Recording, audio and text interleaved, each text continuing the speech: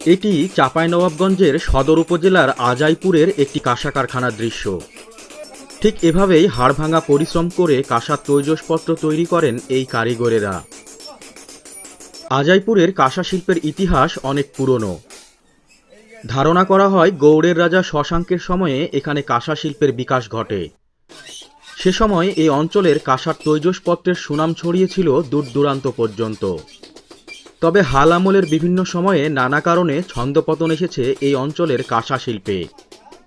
এরপরেও চাঁপাইনবাবগঞ্জের কাঁসা কারিগরদের একাগ্রতা আর সুনিপুণ দক্ষতার জন্য এখনও তাদের যথেষ্ট সুনাম রয়েছে দেশে বিদেশে। আমরা আজাইপুরের বিভিন্ন কাঁসার কারখানায় গিয়ে জানতে চেষ্টা করেছি এই অঞ্চলের কাঁসা শিল্পের অজানা ইতিহাস। ৯০-এর দশকেও কাঁসার তৈজসপত্র বাঙালি জীবনের অন্যতম অনুষঙ্গ ছিল।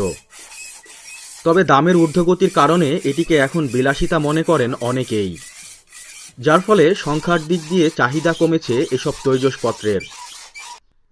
নিকট অতীতেও একটা সময় ছিল যখন কাঁসার তৈজসপত্র তৈরির কারিগরদের জীবনযাত্রার মানটা ছিল কাঁসার মতোই চকচকে, আর তাদের আয় রোজগারটাও ছিল বেশ ভালো। তবে সময়ের বিবর্তন আর কাঁসা শিল্পের উত্থান পতনের জন্য এখন সে জৌলুস অনেকটাই হারিয়েছে। এরপরেও ঐতিহ্যকে বাঁচিয়ে রাখার তাগিদে এই পেশার সাথে সম্পৃক্ত থাকার আপ্রাণ চেষ্টা চালিয়ে যাচ্ছেন চাঁপাইনবাবগঞ্জের কিছু কাঁসা কারিগর।